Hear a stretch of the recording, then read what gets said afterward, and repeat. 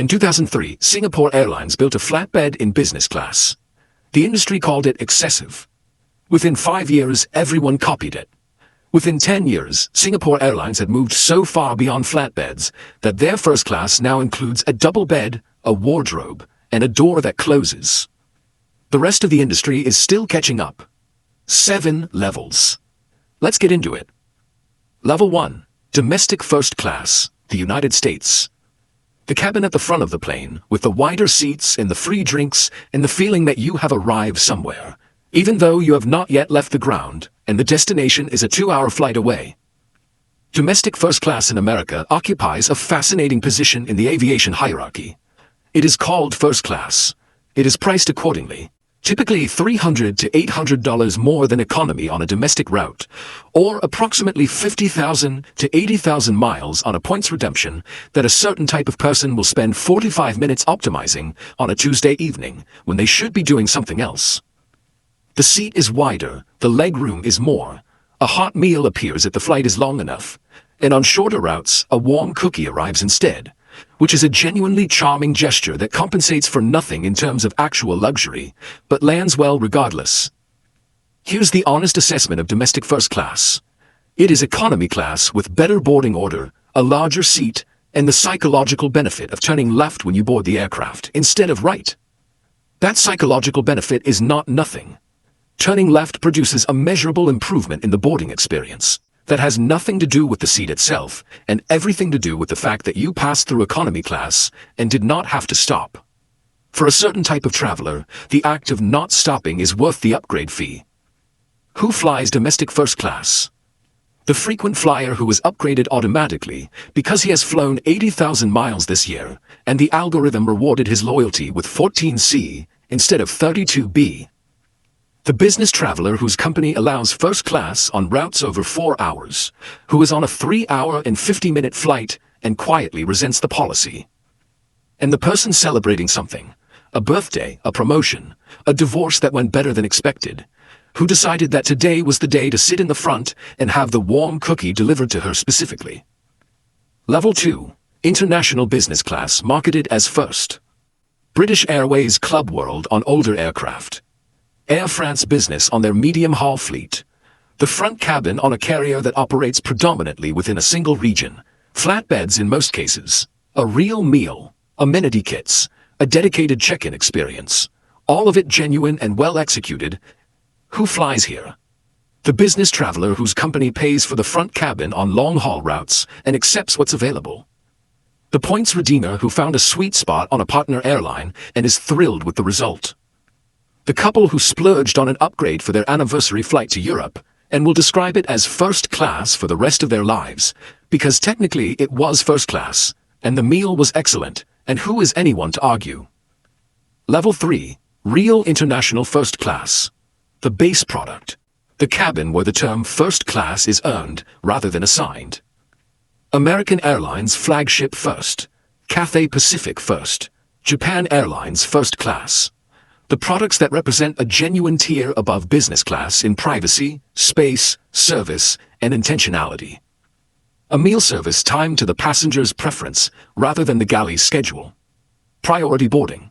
Dedicated check-in. Lounge access to the flagship lounge, which is a real lounge with real food cooked to order, real showers, and real seating that does not require you to defend your territory with a carry-on bag. Prices starting around $3,000 to $6,000 for transatlantic routes, or 50,000 to 80,000 American Airlines miles at peak value. I break down systems like this every week. Subscribe if you want to follow along. Now back to it. Level 4. First class with a door. The point where the seat becomes a suite, and the suite gets a door, and the door changes everything. Emirates First Class. Qatar Airways Q Suites, and the gold standard at this level, Singapore Airlines First Class Suites. Picture this. You board a Singapore Airlines A380. You turn left.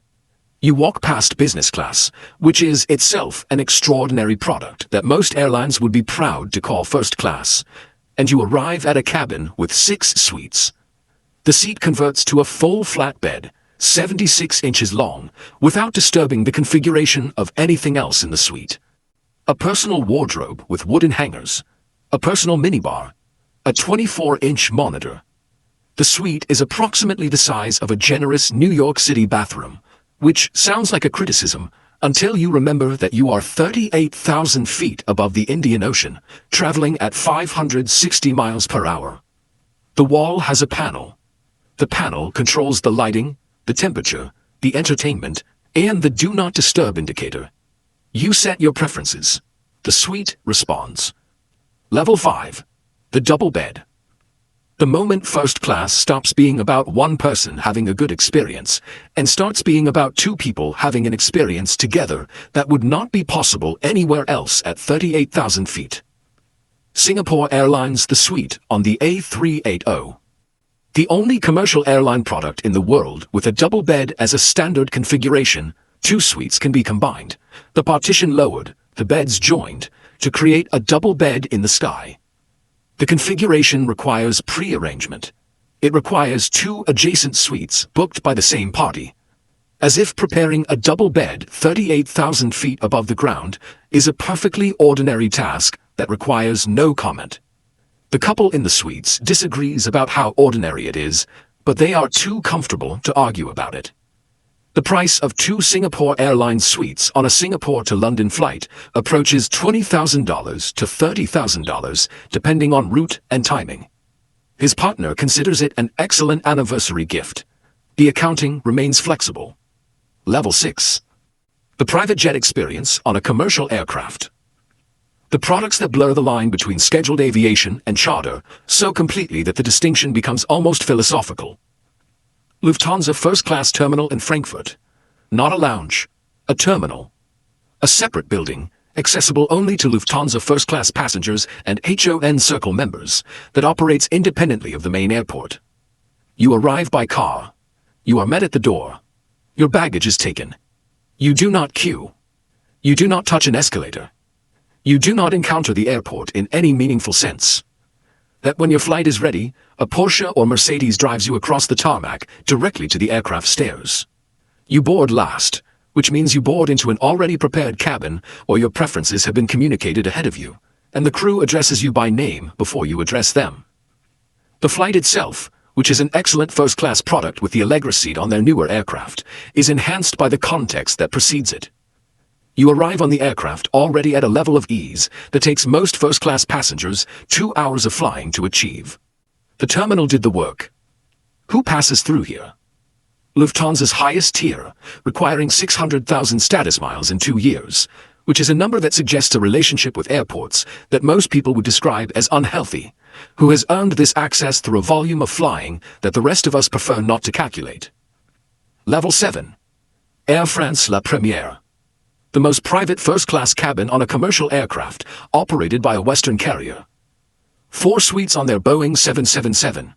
On a plane that carries over 200 passengers, 4 people sit in a cabin that takes up the same floor space as a reasonable Paris apartment, is decorated with the same materials and the same care, and receives a level of service that the airline has deliberately kept quiet about, because the people who need to know, know. The cabin has been redesigned with full closing doors and a suite design that received immediate attention in aviation circles when it was unveiled. Then there is the category that commercial aviation cannot reach. The private terminal experiences. The Cathay Pacific The Pier First Class Lounge in Hong Kong. The Qantas International First Lounge in Sydney. Products that represent the best ground experience available on a commercial ticket, and that exist in many cases as the primary reason certain travelers choose an airline. And at the absolute apex, the airlines that operate exclusively for private charter on commercial standard aircraft. High flies, charter operations. Carriers that take a wide-body jet, configure it for 50 passengers instead of 300, and operate scheduled or charter routes for a client list that does not appear in any public booking system. The product is commercial aviation's infrastructure. The pilots, the regulatory framework, the route networks, combined with a passenger experience that a commercial carrier cannot offer, because a commercial carrier has 200 other passengers to consider simultaneously. The flight was never the point. The experience of existing above the clouds, entirely on your own terms, is. If this was useful, subscribe. I break down how things actually work, not how the brochure describes them.